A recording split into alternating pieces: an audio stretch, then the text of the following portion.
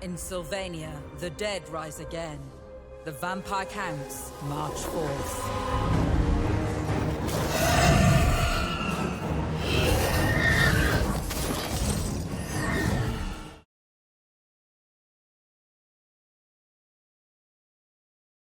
Hello and welcome to another Total War Warhammer guide. Today we are looking at the big daddy of the vampire army, and that is Mannfred Von Carstein riding his zombie dragon Steve.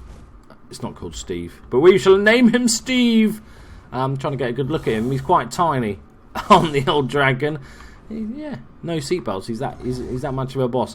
He is the leader of the Vampire Count's army, one of the legendary heroes. Unusually for a hero, he's actually a spellcaster but can also fight. As you can see, devious and powerful, Maverick sees all before him. There's prizes to be claimed. So he is a spellcaster, but he is also armoured and decent in combat. He's got armour piercing, which is nice so he can go against armoured troops.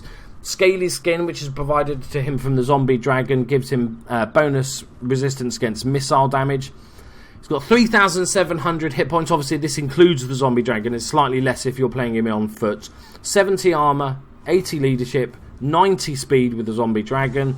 Melee attack is 50, defense is 45, so it's decent. His weapon strength is 450, and as you can see, it's armor piercing. So very nice. And he's also got a very good charge bonus with the zombie dragon of 70. Now, if you look on the bottom, he has got so many spells, it's not even funny. He has 2 laws. A law is basically a sort of subject of magic. So there's, you know, like the Empire has light magic and fire magic and others that aren't in the game. He has the law of death and the law of vampires. And his abilities are along the bottom here. So we'll go through.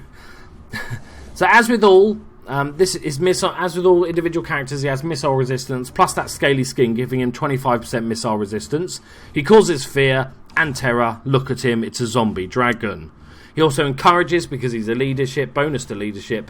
He's also undead, and like all undead, if they're losing in combat, instead of rooting or running away, they are going to crumble, meaning they take more damage. If they're a unit, they're just going to die more often.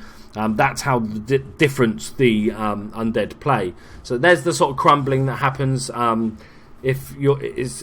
It casts on yourself, so it's a constant, but it says, like, it's a weird way they've actually said it in the game, and it's disabled if your leadership is above 0. So when your leadership is low, you start crumbling. That's basically all you need to know. Next up, we've got the Curse of Undeath, which is an augment. It's constant, so it's a passive around yourself, and basically what this does is replenishes the hit points of combatants and resurrects dead combatants. So it's really helpful for keeping your troops alive, keeping your troops in the battle. Next up, we've got the Hunger, which is another passive constant, and it replenishes the HP of combatants, so it just boosts that. It's just fantastic for keeping your army fighting, because once you start losing combat, and a lot of undead will, because they're not the fightiest, most of their units, most of the standard units especially, aren't very good at fighting. You know, zombies and skeletons, not very good. They're going to crumble. So anything you can do to stop that really helps. So he's got Augment of the Winds, which is another passive buff that greatly increases the power reserves and its recharge rate, so you'll be able to cast more magic spells. Lovely jubbly. He also has Disintegrating, and this is when he's running away. He just crumbles faster. Next up, we've got the Purple Son of Zereth. Zerus. Never. We just call it the Purple Sun when I was playing on the tabletop version. It's a vortex spell, 150 meter range. You cast it on the grounds, and it's really good against big units. It also disrupts the enemy line, which is just fantastic. If those two big battle lines are about to meet, you whack that on one side, it disrupts that line. You can charge the other side. It's fantastic because it lasts 13 seconds, but it does have random movement once you've cast it, which I'll show you in a second. So next up, we've got Aspect of the Dread Knight, which is a 13-second buff, and it means on an ally unit within 200 meters, it gives them a bonus to leadership and means they can cause terror, which is fantastic for help breaking units. Doom and Darkness is a debuff spell. It lasts for a long time, and it's got a decent range of 200, and all it does is minus to their leadership. So if you need to break that important unit, that's what you cast Doom and Darkness on. They're already in a fight, it's pretty close. Whack Doom and Darkness, charge them in the rear. Even the sort of high morale troops are just going to break. Next up, we've got Soul Blight, which is an area effect hex. It's an instant cast, which is nice. 200 meter range. You cast it on the ground or an enemy unit, and it affects all units within 30 meters. -8 leadership, -15 armor, and they also do missile damage and weapon damage. It's one of the few debuffs in the game that can actually stop the enemy archers from stop them doing as much damage. So that's fantastic. Next up, we've got Spirit Leech, which is what you use against the heroes, and it basically just is a sort of damaging spell. It's not very good against units. It's only for heroes, legendary heroes, or very small units of sort of, monstrous like trolls or something like that. You can use it against, but I definitely save that for the heroes. There's lots of other spells you can use for units, including the Fate of Buna, which is a 100 meter direct damage. It lasts for 20 seconds, and it's again just good for sort of softening up those big units, the sort of large units of cavalry, infantry, that sort of stuff. And the morale damage alone it does is just great fun, especially just before that you countercharge them. Next up, we've got the Curse of Years, which is another debuff, 200 meter range this time, and it affects all units within 30 meters. They do less melee attack, but the big thing for me is less speed. The vampire counts aren't the most maneuverable of armies, so if you can slow down a unit and able to stop it getting into combat, or just so you can chase it and catch it, then that's fantastic. And also plus 15 ability recharge if you hit a hero and stuff like that, so it also has that side effect as well. Next up, we've got Gaze of Nagash, which is your magic missile that does damage against a single combatant. It's got 250 meter range, but it's very inaccurate. You're better off saving it for when you're up close, but be careful, it does do quite a lot of splash damage as well. Next up, we've got the Invocation of Nehek, which is a really big boost on an ally unit. We saw the passive that increases their healing and replenishes the hit points, which is basically what healing is. I just said it twice. And it resurrects dead combatants. And this is just a more powerful version. It lasts for 24 seconds. If you've got that big unit that you need to hold the left flank, say for instance, this is the spell to cast on them. It will keep them in the fight. Even if they're losing combat, this spell will help them just stay in that fight for extra length of time. Next up, we've got Raise the Dead, which is just a great fun spell. Very short range, and it spawns a unit of zombies within 60 meters. You can't use it if you have a full army stack, but once you've taken a couple of casualties or a small army, you can cast it. It is just superb.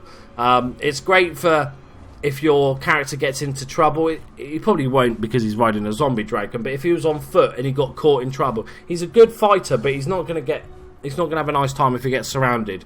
So you can just cast this to raise a unit of zombies to protect him, or even just raise a unit of zombies to protect the left flank or the right flank or something, or account for a counter charge. Zombies aren't very good, but it's all about a numbers game with vampire counts. Next up, we've got Van Helsing Macabre, which is an augment spell for 200 meter range, and it's basically a little buff to speed and melee attack. Vampire counts also aren't the quickest army, so especially those knights, if you whack that on those knights, that speed is really going to help them chase down other cavalry or infantry units, or just to sneak around the flank for that flank charge. Very, very nice spell indeed. Next up, we've got the Wind of Death, which is another vortex spell, lasts for 8 seconds. This does a crap ton of damage. We'll see this in action shortly against some poor Bretonians, but I'll show you that. Next up, we have the Red Fury, which is a buff spell on an ally within 100 meter range. And it gives them plus armor piercing damage, plus a charge bonus, and plus vigor, which is superb. The armor piercing damage is really helpful. Let's say you've got a unit that's being charged by the heavily armoured Black Orcs or something like that, and the unit you've got fighting it is just doing no damage, then this can really help. Either casting it on that unit so it can actually do some decent damage, or casting it on a sort of unit of knights or something that can then come in the rear and do some massive damage on the charge with that charge bonus. He's got a lot of bloody spells, hasn't he? Jesus. Next up, we have Undeath Resurgent. I think he's got too many spells. I understand in the game, that's in the tabletop game, he has all these spells and everything, but because you're going to end up never using half these spells. Next up, we've got Undeath Resurgent. It's another buff spell, but you cast it on yourself and it affects all allies who's in range. So this is really good if you're in the main you know, if you're just behind the main battle line with all those troops, and it gives melee attack, melee defense, and leadership bonus to stop that crumbling. And finally, he's the master of the Black Arts, which is a self-cast, and it just increases power, recharge rate, and power reserves. Obviously, you've got 600 spells to cast, so you need more power, Captain. Right, let's see him in action. What shall we kill them with? We could go for a cheeky little purple sun. It's 150 meters range, so we'll get him in a bit closer. So the way I'd use him is with all sort of wizards, is really, especially the vampire count wizards, is to keep him near your front line, so you can use all those spells that are sort of beneficial, that keep your other units in the fight. So here we go with the purple sun. So obviously they're approaching. Oh, they've just stopped. So here's the random movement. Keep going. Right a bit. Yeah, they just weren't moving.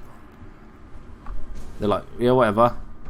They seem to be quite happy with the fact that there's a massive, great skeleton zombie dragon here. They seem to be okay. So we'll go for one of my favourite. You've got to bloody find them all. That's it. That's the problem. So we need 9 power. So we'll just wait around. So yeah, I'd keep them with the main battle line. He's not the best fighter in the world, even with the zombie dragon. So I'd keep him with your main battle lines, bolstering all those units, keeping them in the fight, keeping the crumble to a minimum, so you can keep those units up and healing and everything, all that good stuff. I wouldn't send him out all on his own. There's much better sort of champions and units that you can hunt down, infantry, cavalry. Even if he's on a flying dragon, I'd still definitely use him as part of your main battle lines. Here we go. Just going to raise some zombies. Say hello to my little zombies. So if we got surprised, which can often happen in this game, just because the unit, you know, comes around the edge of a hill or from the woods or something. So in go our zombies. They're not the best fighters in the world, but they're not really there for that. Right, let's send him Mannfred. That's got to be scary. How are you not running away already? I'd be over there somewhere. There's lots of screaming going on, that's what I can see. So we don't really have enough mana for anything else. Like I said, I think he's got way too many spells. He just doesn't need it. You never have the ability to cast all these spells in a fight. Obviously on the campaign you unlock them as you go and stuff like that, certain bits and stuff. See, as I see, the zombies are losing combat. They're a very shit combat unit. But the good thing about this is that they're just going to hang around, even to the last one. They're not going to run away. They're just going to clog up this unit like ever. And as we can see, our cheeky, he looks impressive, but combat-wise, yeah, not so much. Not so much. He's done a decent amount of damage, but he's taken a ton of damage. Obviously, they've got their hero there as well, so that doesn't help. But still, don't get him into the fight unless you really have to. I probably wouldn't use him on a zombie dragon, to be honest. I'd give him a horse, just to give him that extra bit of speed so he can nip around the battle and fill in where needed and cast the spells, get into range and stuff. Oh, he's dead. But there you go, guys. There is my mini guide to Mannfred Von Carstein. I hope you use him in the game. Obviously, him and Heinrich Kemmler are the two guys you can start the campaign with. So let me know which one you decided to use or which one you find better. That would be really useful for people new to the game. Thank you very much for watching, guys. If you enjoyed the video, hit that like button and subscribe for lots more. See you in the next one. Bye-bye. So much magic.